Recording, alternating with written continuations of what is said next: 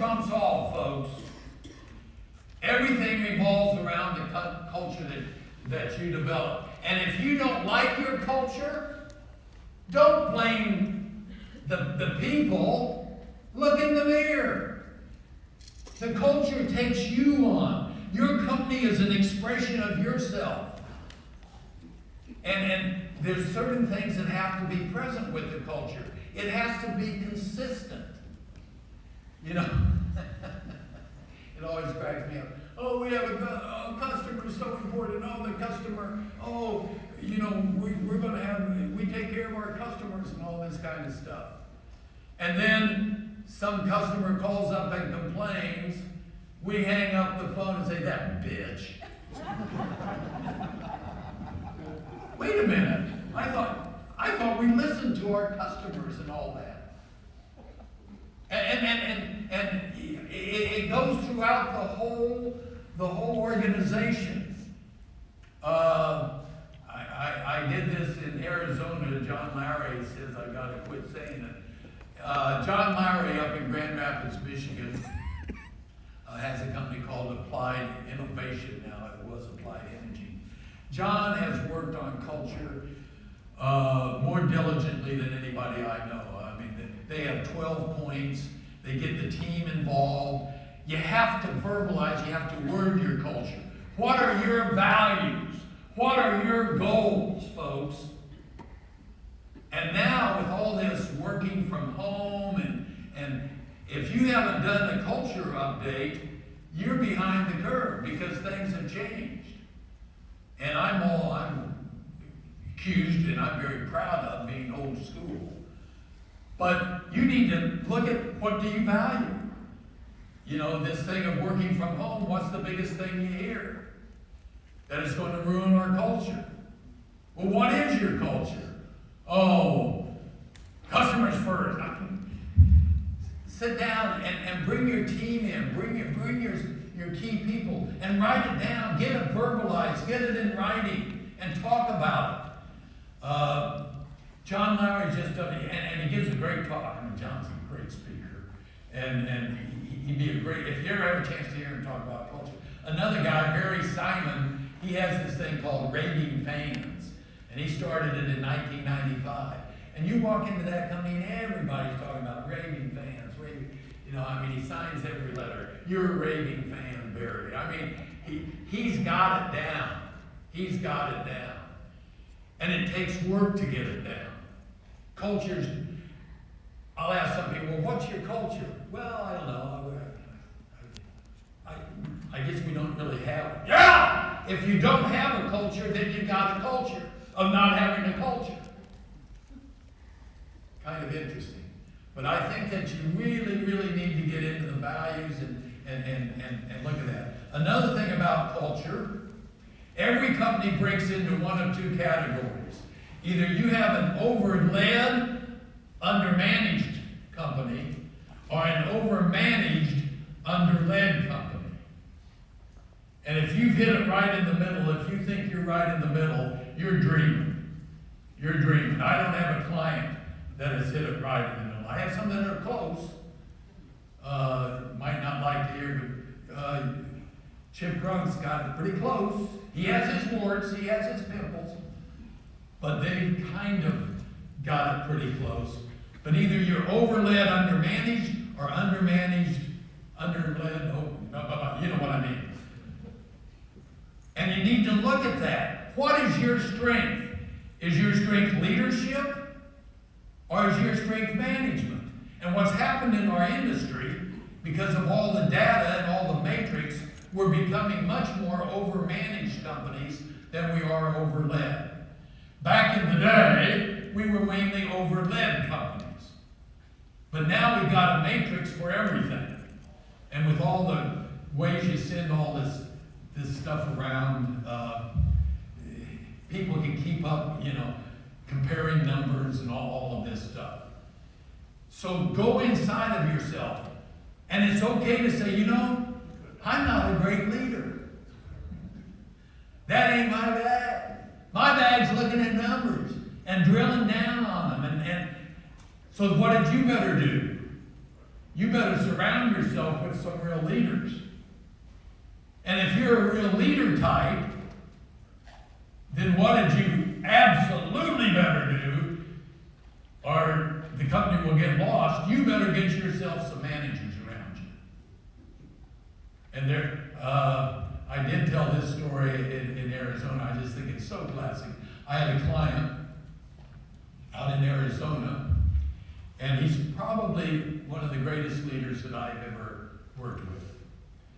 And they did sell to Icon, and they were 25 million in sales.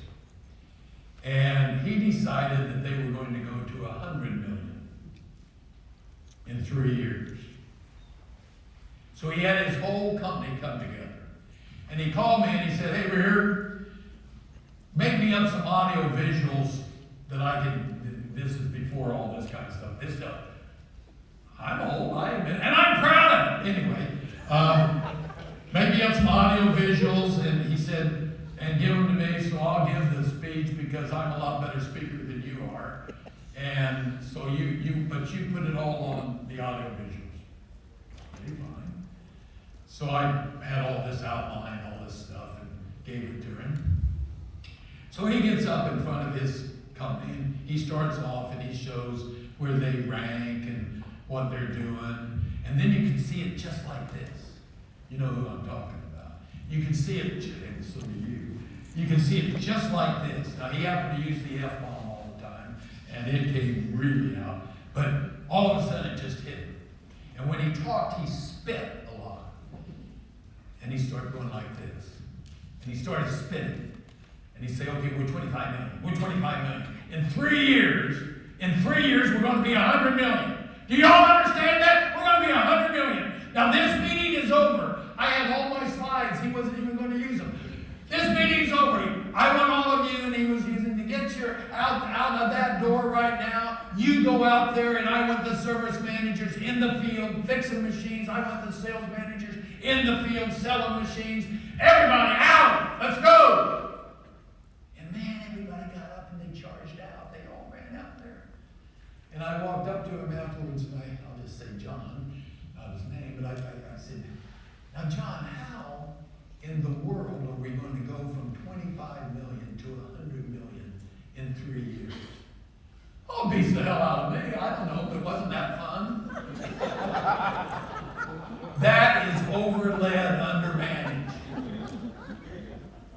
And when you stand up in front of your group and say, "We're going to be 7 million, and this is blah, blah, blah, blah, blah," and you don't have a plan, my friends, it's overled, undermanaged, and you're going to fail. It surprises people that if I had to choose one or the other, I'd take overmanaged, underled. Because I know an overmanaged company will make money. And see, the mega dealers had this all figured out. They were smart. They came in and bought companies that were overled, undermanaged. And then they'd bring in the management stuff. They had every matrix you could think of. So they didn't want to buy a well-run company. They wanted to buy somebody that had all the energy and the passion and the vision. And then they come in and they take somebody that was making 6 or 7%, and boom, they were making 20. So you have to decide, get to know yourself, look in the mirror. And it's okay to say, I'm just really not a leader type. I mean, now I have vision. I'm a visionary, but I'm not one that can really take everybody in and everybody follows them like that. So you get some people around you that do. That's the magic. What's the last? Oh, branding. Yeah, branding, your culture. That's once again just writing it down and getting it out there. That's fine. Subcultures. If I was going to write the first book I would write, if I was going to write a book, which I am not, it would be on how to be a good follower. Because everybody has all these books on how to be a great leader. Nobody ever talks about how to be a great follower. But I'm not going to write that book because I don't know how to be a great follower. Anyway, the other book that I would write about would not about culture. It would be about subcultures. Because in all of your companies, and I don't care how well you branded your culture, in all of your companies, there's subcultures. And you go in and you talk about treating the customer and doing this. And, oh, this is our culture. And then they come in and talk to you and, oh, we're so proud of our culture and how we do. And then they leave your office. And a subculture started. When you walk into the lunchroom and everybody, and you walk in and it's boom, nobody says a word. There's subculture in you folks. There's stuff going on. The one I love is when you get a brand new person and they come in and you pump them up and, oh, we're this. And then they walk out and there's always a leader of the subculture. And he comes over and he says, hey, Brian Hanna, you any relation to the people up in Cleveland? There's a good chance. Yeah, it's kind of the national name. Brian Hanna. Yeah, he played football for the Cleveland Browns. Got to be. Yeah, look at you. You go like. No, see, now I've forgotten where I was. No, they come over to you and say, hey, Brian, come out to lunch with me. Let's go out to lunch. And they go out to lunch and, oh, yeah, this is a great company. You're proud that, oh, yeah, this is a good one. But, let me tell you the rest of the story. And now the puke starts. And that's when the subculture begins to win. And every one of your companies right now is in conflict. There's a subculture going on within the culture. And what's sad to me is there's some companies that the company culture has become the subculture. Now that is really tragic. That is really tragic, and that's happening. So be aware of the subcultures. Now, how do you break a subculture? First of all, you got to sit down and figure out who the leader of it is. Then when you know who the leader of the subculture is, you create situations in front of the whole company to where they have to speak up and defend the culture of the company and defend you, etc., etc. You have them speak up. So many times we want them, oh, hey, that guy's got a bad attitude, I don't want him saying anything in the sales meeting. No, I want him to say it so I can confront it. And if he doesn't say it, the subculture, he loses their faith in him. And if he does say it, you can take him on with it. You can now begin to solve it. And this is a real live thing in companies. It really worries me about companies. So anyway, that's culture. And culture's everything, man. It drives, so you better know what your values and what your goals are.